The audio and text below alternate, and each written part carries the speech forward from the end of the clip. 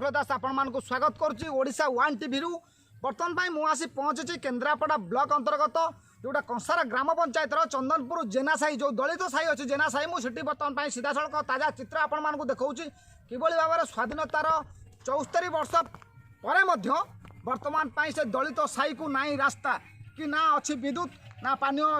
PY पानी जल एवं ना गाँव को जावाई यातायात रास्ता मुझे सीधा सड़क चित्र देखा जो भाई दयनीय अवस्था से कालापात कर जुग जुग धरिकी जो मैंने 3 पीढ़ी धरिकी ये रही जो दलित साही जेना साही लोक मैंने प्राय 50 ରୁ 60 लोक बसवास करती प्राय 10 घर रही चारिकर जंगल और धान बण आपण मानक सीधा सड़क चित्र मुझे देखा जो चित्र आपण मैंने देखिपे टीवी स्क्रीन में मुझे देखा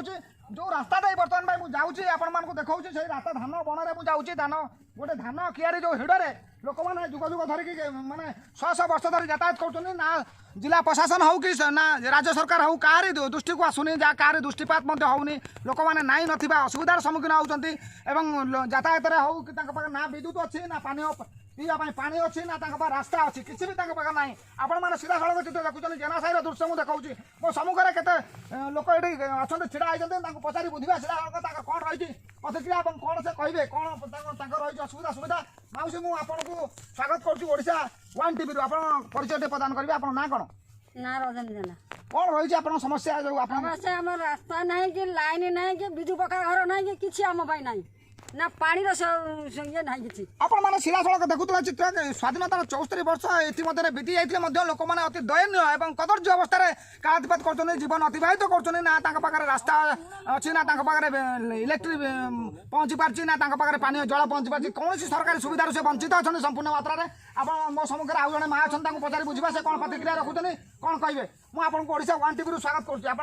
कहे परिचय देवे ममता जेना कौन रही आप समस्या आमर लाइन रास्ता यही सब पिला पढ़ी पारना पाठ पढ़ी पारना स्कूल जाई पारना एपटे कादुआ एपटे पानी पिला तो ट्यूशन हो पारे ना पाठ पढ़ी पारे मनुष्य पिला केमी आप देखुले सीधा सड़क चित्र कि भाव दयनीय अवस्था से कालापात कर पिला पाठ पढ़िया जाई पारुना कौन रास्ता भी नहीं बहुत समस्या लगी रही मो सम्मुखें आउ जन भाई अच्छे पचारि बुझा आपन को ओडिशा वन टीवी स्वागत करुच्ची आप कौन कहे आप जो असुविधा अच्छी असुविधा तो एपटे धान चाष कियारे जाई पारना पिला पाठ पढ़ापी एपटे पानी लगी पाठशाला टोटाल फुल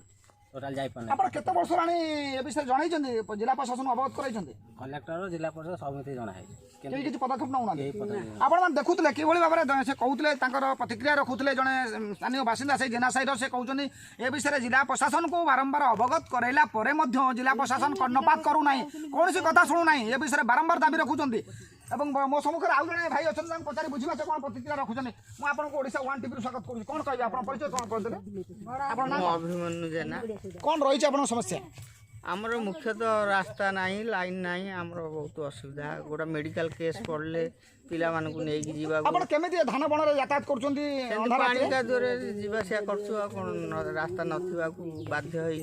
जाऊँ आपण मैंने देखुले सीधा सड़क चित्र कि दयनीय अवस्था जीवन यापन करुले कालापात कर बहुत असुविधा रोचे रास्ता समस्या मुख्य और विद्युत समस्या भी अच्छी जहाँकि दीर्घ जो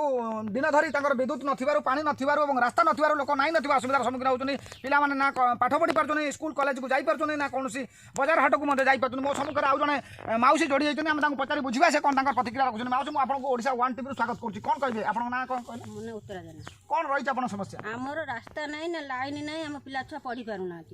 देखुले कि लाइन नाई कि रास्ता नाई से जहाँ प्रतिक्रिया रखुले जो असुविधा रही मुझे ताजा चित्र देखा आपने देखिपे